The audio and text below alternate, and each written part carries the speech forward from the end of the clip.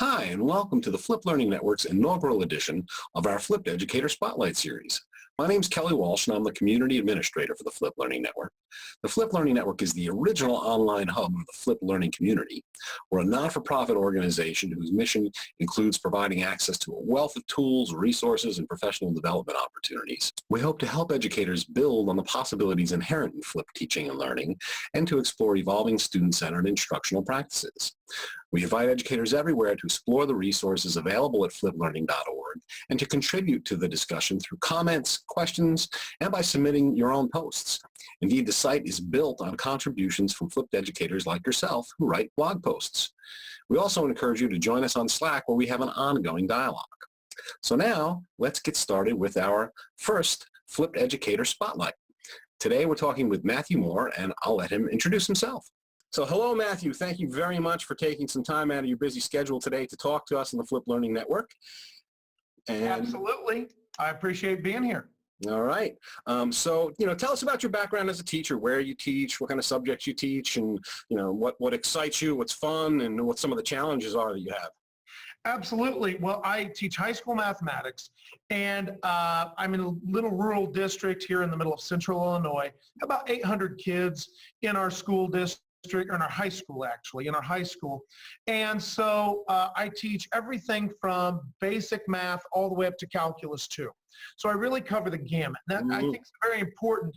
I've been teaching about 18 years, and one of the things that I'm always a big believer in is you got to have a little bit of everything. You got to have a little variety. Otherwise, it gets too focused. It gets too narrowed down, and we lose something when we don't share with other educators at different levels. So I teach the high school math, but I also do college adjuncting in the evening because I'm a teacher, so I need 2 jobs. So it works out very nicely, and it's nice to see that side of the coin as well.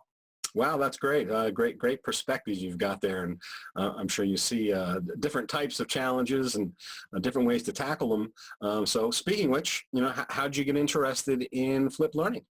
Well, as I mentioned, I've been at this education game for about 18 years.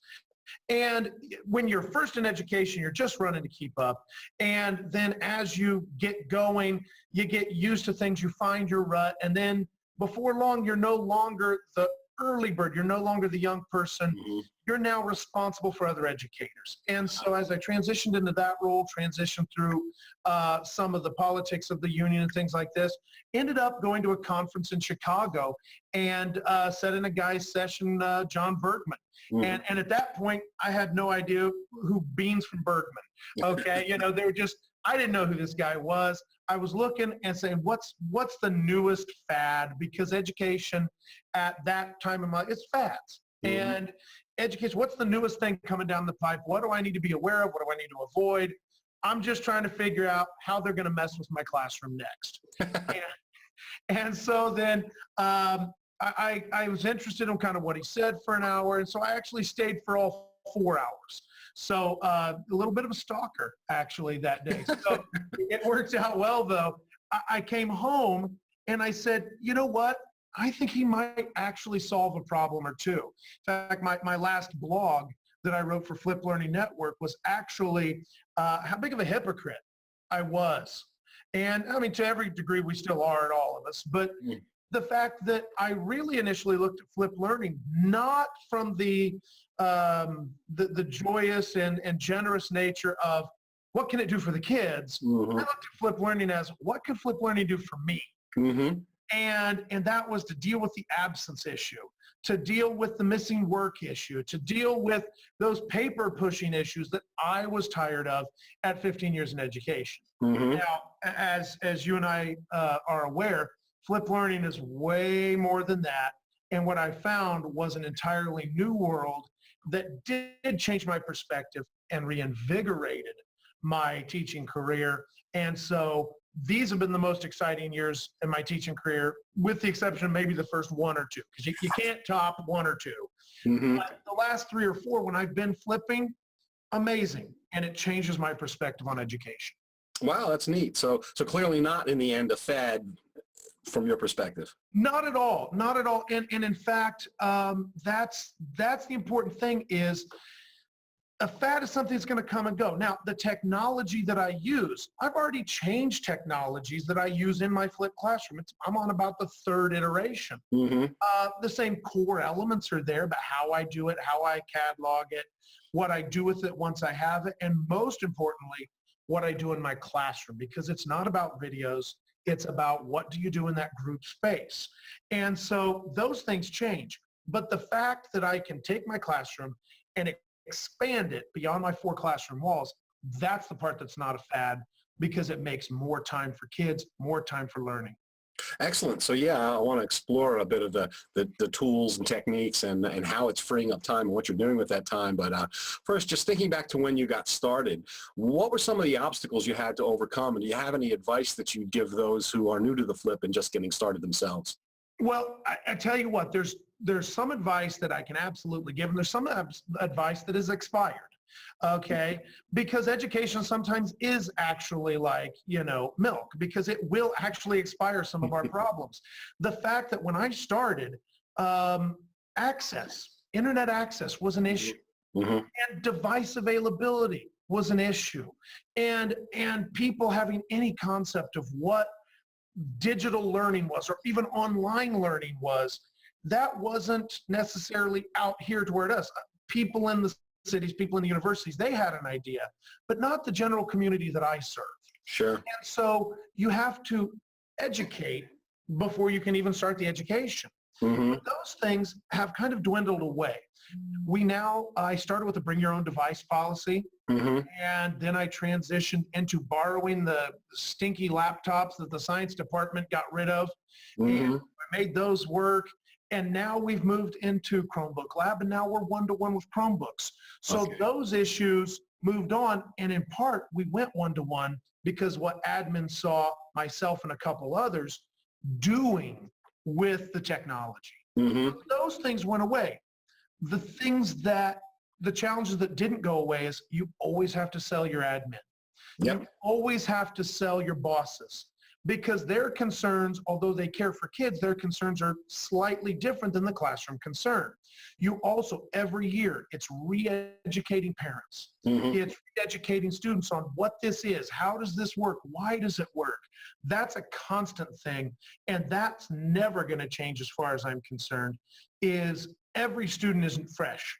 I may have been doing it for 4 years, but this is their first. Right. And so if my big advice to new flippers is communicate, and educate.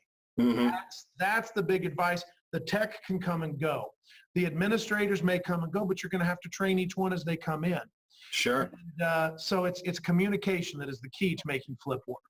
Excellent. So yeah, get the admins on board. You've got to be reaching out to the parents, and you've got to go through a process with the students to make sure that they understand what you're doing and why you're doing it. Absolutely. Okay. Now, the access problem is interesting. It still comes up a fair amount. There are plenty of areas in the country where access is a challenge for numerous reasons, socioeconomic or be what they are. What were some of the things you did to deal with that when it was a problem early on? Well, the thing about it is, one misconception I think that people think about flipping is that when you flip, it's 100%. Everything is flip. It's all videos. It's all this. It's all that. And the reality is, it's a continuum. And you can flip components. You can flip pieces, or you can go whole hog. And one is not necessarily better than the other, and that has to be locally determined. It has to be determined classroom by classroom. So, for example, my son goes to a school different than the school I teach, and I live in a different small town than I teach. And they don't have those computer access availabilities that I have at my school. They are not one-to-one, but yet every parent can get on the Facebook anonymous page for their particular town and can complain about the school, yet we don't have we have people complaining they don't have access. So you can have access to complain, but we can't have access to learn. So part of it is prioritization. Part of it is understanding that your community, maybe I put in chunks. Maybe I make this part flipped and the technology is limited to what my students can access. And I offer opportunities. One of the things about it is if you have a small component that doesn't have access, that is not an obstacle. It's an opportunity for intervention. For me, I addressed the access issue early. In fact, they're hanging out on my wall right now. I have boards that are about this long. They're just made out of one before. They're painted orange, and they have a handwritten pass on the front, and they have directions on the back for the student to get onto any school computer that we have in the district. The library, the computer lab, a teacher's computer, maybe that one that's stuck back in the corner of somebody's room, or that extra iPad sitting around. We have technology floating around schools. And as long as we now break the idea that we have to use it at a given time with everybody uniformly, that technology becomes more available, because I can find a place to put one kid on one device sometime in the day. And that becomes a lot more doable and a lot more flexible.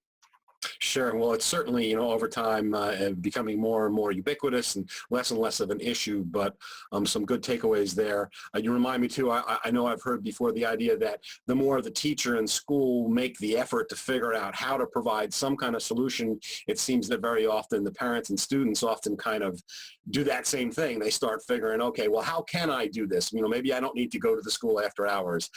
So good to know that that is becoming less of an issue. So, tools, you talked about changing the tools and techniques.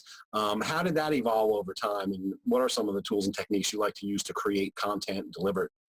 Well, initially, I think I had the most complicated process for video archival. I had a camera on me. I have my document camera. Those two items I still use. But I had a program that ran it through my iPad, recording what was going on my computer. So if I look at it from a global scale, I was bouncing information into a computer, up to the internet, down to the iPad, back to the computer, and then I loaded it on YouTube. And so it was taking a security, and so I was having stuttering issues. I was having frame drop issues. I had all sorts of technical difficulties. One of the best things I found is screencasting. And there's a bunch of screencast programs out there. I prefer Screencastify just because it's easy and cheap. And I'm a very low edit kind of flip class guy. I'm a very low edit guy. Whatever's on my screen, it records. I put it in the can and I'm done, because I have 6 different classes of prep and I have all the material that has to go with it. And so I took that iPad out of the process and just did a screencast, and now it's all tagged to YouTube and it goes straight in. So I took the complexity way down. Okay, so yeah, good takeaways there, right? Try and figure out how to reduce the complexity, make it easier on yourself. And another key one you hit on there that I hear a lot is don't be a perfectionist, right? You're gonna make mistakes. You're human. That's normal. It's good, and you'll drive yourself nuts and suck up a lot of time if you try and make these videos perfect, right? Well, and that's part of it. And I work with other people in my district, because once you become a flipper, you want to sell flip. You want to get other people in. You're excited about it. And so as I work with other people in other departments, it changes a little bit. For me in math, I'm demoing. And if I don't have my document camera on my hand and my video on my face, I'm not happy. And that's what I need. But for my science people, they just need hands on the demo, because the demo is the focus and the experiment or the piece that they're showing.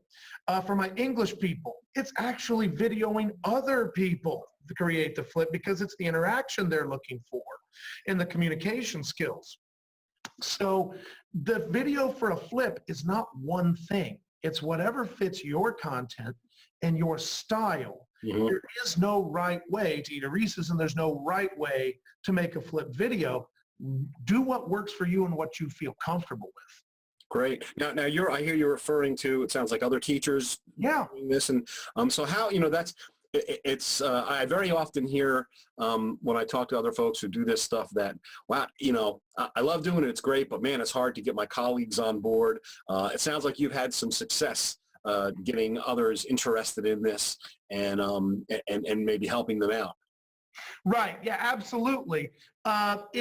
Because once you figure out, look at all my class time, look what I can do that I could never do. When you hear somebody go, man, I wish I could do this project or that project or this thing or that thing. I say, I know a way to make your time. I know a way to move that vocabulary lesson out of your classroom and open that time for something more productive and useful in the group space. And for some, it's a slow build. For others, it's, I don't want to deal with the technology. But for others, they're like, yeah, let's do it. Let's see what it does. And it's surprising who gets on the Flip bandwagon. It is. Interesting, interesting. So, so let's talk about class time, right? You know, Samson Bergman and so many others like to make the point that that's really what it's about, that you're able to change how you're using class time because you've pushed the delivery of some content out of the class. So tell us about that. How are you using class time differently? Well, my class time is so much more open because I take the responsibility for that basal information. I take the responsibility in math class because it's a linearly built subject. These kids have had at least parts of each of these subjects at other areas. So I'm reactivating more than I'm introducing. And so if I can reactivate or remind or bring a common experience to students that they can then all come bring to the classroom, now we start at the same place. So I don't need homogenized students. I need a homogenized message. And so by getting them to start at a similar place, now they can interact with confidence. And so I won't show you my room, but I'm in my room and I have boards on all 4 walls. I had 3 whiteboards. I've made 5 more out of shower board because I need board space. I had more kids come in, so I went to Home Depot and I got more shower board and I cut it into chunks so that the kids that don't fit at the board can fit at their seats. And we do presentation, because if I can get a kid from practice to presentation level, I have moved up Bloom's taxonomy. And they're now creating, they're evaluating, they're applying, those types of things. And so the stuff that I spent a whole bunch of time on reactivating, renewing, reviewing, that stuff happens at home. We come in already in 3rd gear. And that's how it's changed my class time. And it allows me to not be at the front. I am circling the room and I'm going through those that need help become obvious and I can spend time with them while differentiating for other learners and say, that's great. You did a great job over there. Now I want you to do this. But over here, this group, you know what? Let's work a little further on this. And differentiation becomes possible because there's more than one of me at this point. Well, excellent. So now what about, another big concern is what if they don't watch the videos? So how have you kind of dealt with that scenario? Any tips to make sure they engage, or you're requiring engagement somehow? And then if they still don't, what do you find yourself doing about that? Well, again, as I mentioned earlier, I teach all different levels. So part of it is wise planning on the part of the teacher. For my pre-calculus students that are driven, they're students that are generally organized, they're students that are goal-oriented.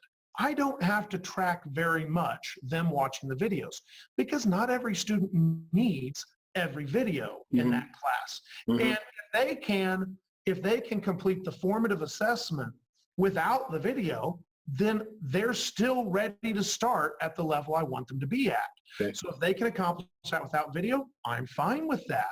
Now, on the other end of the spectrum, my inclusion classroom with a number of IEP students, I know from years of experience that outside of class activities are not going to be completed for a variety of reasons, whether they be social or emotional, financial. And again, you get back to that access, knowing which of your kids have access and which don't. And so there we do what's called the in-flip. And so I put the video watching in the classroom. If you're in elementary, it's centers or stations. And so we have variety going there, but it's happening within the class.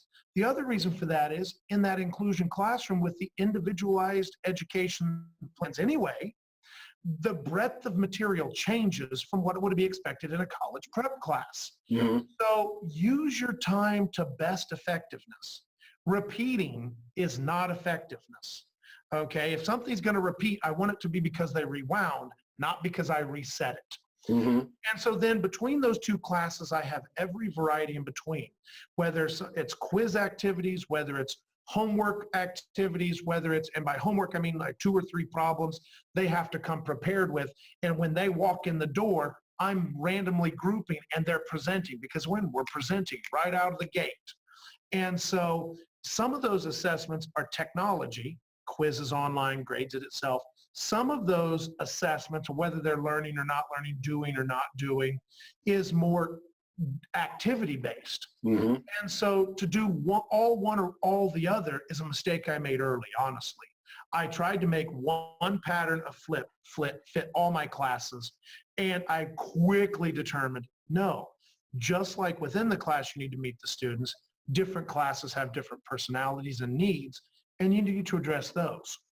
So you had to, adopt what you were doing or adapt what you were doing to the different classes and different situations. Absolutely. So, what do you think? Well, it sounds like in some of the classes, you certainly have situations where, you're busy working with a couple of students and, what are those other students doing when you're doing that? Because I think that's that's such a big part of this change for teachers to think about, oh my goodness, I'm used to just kind of taking everybody down the same road at the same time. But in a situation like that, how might that work? Well, one of the things is if we're in the middle of a process, I've not gone full mastery learning. I've not gone asynchronous where people are in different spots at different times. Now, I'll do that within a chapter or I'll do it within a unit, but I haven't taken it across a 9 weeks or across a semester yet. Mm-hmm. And so within a chapter, I have already loaded the traditional homework problems. Now, not near as many as I used to give, but I give them all at the beginning of the chapter. So if you have your video to watch at a particular section, then you do that. If you've already done that, then you've already moved on to the practice problems, whatever those are. You may do them in class, out of class, somewhere else. Additional to that, then I have presentation components where I'm working either whole class or maybe some classes over here doing video, some classes doing one-on-one tutoring, and another group is doing small group practice with me. And so it depends on having enough activities around. The other thing I have is I have a lot more online resources so that if a student simply needs more, it's available, even though it's not necessarily required. One of the things you mentioned, how do you keep all this going, is I begin regrouping instead of going in a linear fashion. David Walsh, not Kelly Walsh, wrote a nice blog piece about nonlinear. Right. And so for me, when I do graphing of lines, I can graph it with point slope, slope intercept, I can graph a standard form, and I have other topics, parallel lines, perpendicular. Why do they have to all go in the same order? Mm-hmm. So what I did was I made a nonlinear plan and said, here you go, folks. Here's all the resources. Start wherever you wish. And I'll know, and my assessment is because I have various artifacts you have to create. Mm-hmm. And so when they have a larger goal, I no longer have to watch everybody for 45 minutes. I have to track their progress over a 2-week span, and there's always something to do over a 2-week span. Wow, very interesting. So, what's next? Where do you, any particular things you have going on now? You're thinking about improving on, changing, doing something new? Absolutely. That's one thing about this. I mentioned earlier that when I came to this, I was stuck in a rut and I was looking to what to avoid. And what's changed with Flip is because I've seen, going out on a limb can be successful. Mm-hmm. Going out on a limb can be good. I now actually am going back and learning all that stuff that I was supposed to learn in my education classes about Bloom and Gardner and all these guys. And while I don't take any of that whole hog, I am putting the different pieces together. And the idea that I would be presenting math in that nonlinear fashion and looking at my curriculum and saying, why does it have to go this way? Mm-hmm. Why does it have to go in this order? Can I give students choice? Can I do assessment? And assessment's one of my areas where I'm a big pencil paper guy, but I'm moving away from that. Why can't they build something? Why can't they demonstrate something? Why can't they create something? Because if they do that, they're going to remember forever. Rather than my test, which I know from experience, they're going to forget. So assessment, planning, those are two areas that I'm changing what I do. The videos, some of my videos are 4 years old because the math part doesn't change. But instead of making everybody lockstep through the videos, it's now resources within nonlinear plans. And it's places that students can go when they get stuck on a project-based learning piece. Reorganizing my mind is really the change that's happening now. And it's not about the video. It's about focusing on the student rather than focusing on solving my problems. So, and it's so much more exciting, so much more fun. It's so much more engaging. And, you know, one thing we haven't talked about, Kelly, and I can't get off an interview without talking with you about it, is it's about communication and it's about community. Flip is not so much about method. It's about community. Now, some of those names we've heard of, Bergman, Sams, etc. Some of those names we haven't. Pellman, the other Walsh, Furlong, you know, these are names that people don't necessarily know because they don't have books, but they're the people you bounce your ideas off of. You're a community outside your sphere of influence and outside what you normally do. That challenge, that goad, that you compete with in a friendly way. It's one of those things that this summer, 3 flippers that I was with, one that was with 2 years ago at FlipCon, one that was with this year at FlipCon, we're trying to launch a conference in suburban Chicago. And that's ridiculous to think about. It's ridiculous to even consider, but this drives you. Once you start Flip, so many doors open, and it's about community, it's about communication, and it's about doing what's best for the kids, but you have more help with it. And that part's something that can't be left out of Flip learning. Oh, absolutely. That's great. You know, it's so much fun to listen to your passion and your energy. And I hear that story a lot from flipped educators, that it's a journey for them. It really opens up the door for them. And so often that it is used to think about how to continually evolve and improve upon what they're doing in the classroom. I love the idea of how you say you're kind of, you know, going back to basics, refreshing yourself on some of the things that you learned as you learned about teaching, and leveraging that, putting it more to use. And the community aspect, absolutely. Thank you so much for bringing it up. That's what the Flipped Learning Network is all about. And one of the most fun things, I think, for all of us, that we all get to connect and inspire each other. And for those watching, we absolutely encourage you to come out to fliplearning.org. And Matthew is one of the bloggers there. Fliplearning.org is built upon content from educators like you that want to share what they're doing. You don't have to write big, long, fancy blog posts, just simple little articles that will be glad to help you prepare for publication and share a tool, a technique, an idea, a question. So it's a lot of fun, and it is absolutely a community effort. Matthew, thank you so much, and thank you for the work you do. The great posts you've done, a lot of fun stuff, and we look forward to continuing to read those. And thanks again for taking the time to talk with us. Absolutely. Hey, thank you, Kelly, for the opportunity. And the one thing that you can't leave out is, if you're thinking about flipping, flip something. Because if you have one thing, flip something. Yep. I'm a big advocate of start small, right? Just start with a chunk, try it, experiment, and iterate and learn as you go, right? Absolutely. Thank you, Kelly. All right. Take care. Thanks a lot.